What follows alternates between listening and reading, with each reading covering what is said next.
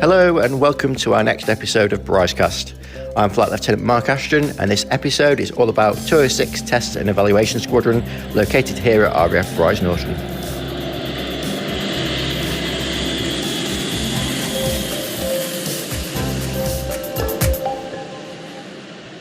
I'm Squadron Leader Cameron Stewart. I'm a flight test engineer on 206 Squadron. We cover all of the air mobility platform aircraft, so A400, C-17, Voyager.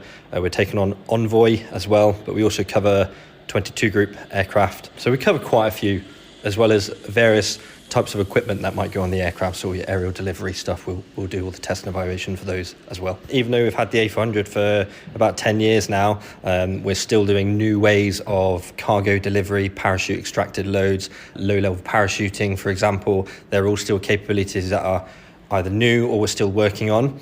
There's upgrades to C-17s, there's annual simulator assessments to Voyager, there's bringing the Envoy from a civil register onto a military register. All of this is all test and evaluation activity.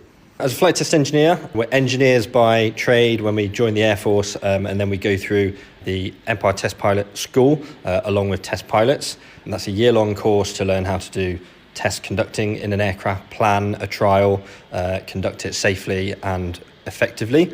What we do is a lot of the preparation, so paperwork, clearances, risk assessments, figuring out what the new equipment is, and we sit down and we work as a team between your test pilots, your flight test engineers, your load masters, your technicians and roll equipment specialists, parachute test team, 47 AD for dispatchers, loads of people, and we figure out how we're going to clear a new capability.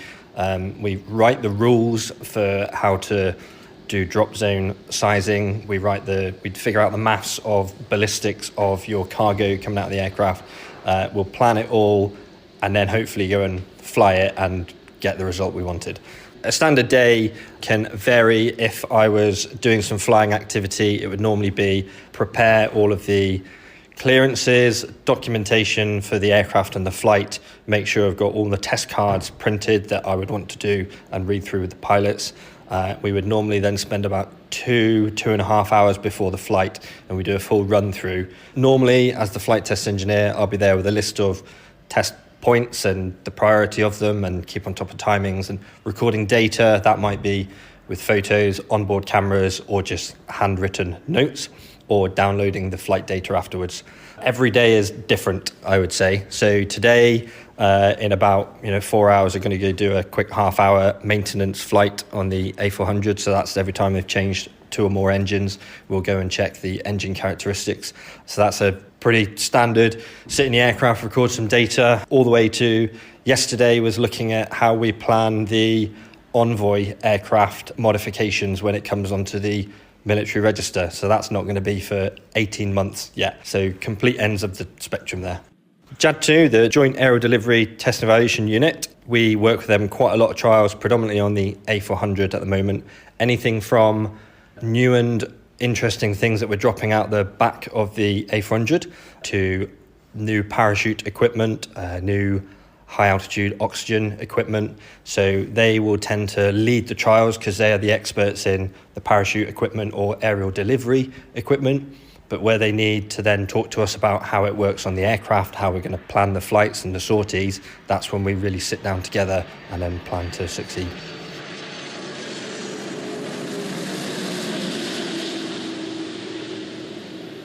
Hello, I'm Flight Lieutenant Mark Ashton. I've been on 206 for about 1.5 years now, since last September.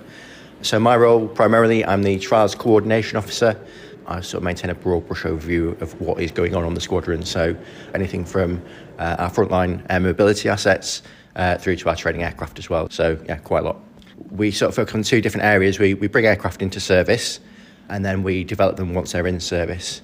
So that is developing the tactics, techniques and procedures for the frontline to use. So for example, we did low-level parachuting, LLP, which was low-level dispatch of paratroopers, and it's working out a methodology that was going to be safe. We then come up with the SOP and then hand the capability over to the front line, and we will basically show them how to do it. Each day is different. You see it regularly when the Air Force sort of rejuvenates itself with new types, whether that be something like the F-35 or obviously Atlas or Back Voyager, that sort of thing. So we're there to meet their needs.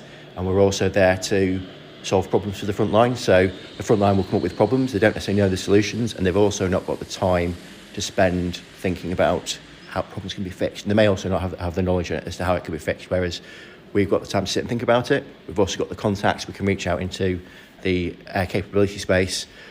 The idea is we're here to help at the end of the day. We're here to make sure that our colleagues stay safe and that they get the best capability possible. The thing I enjoy most about my job is the variety. I say every day is different. There's always new challenges in terms of trying to get trials progressed. It's just keeping on top of everything, really, where everything is.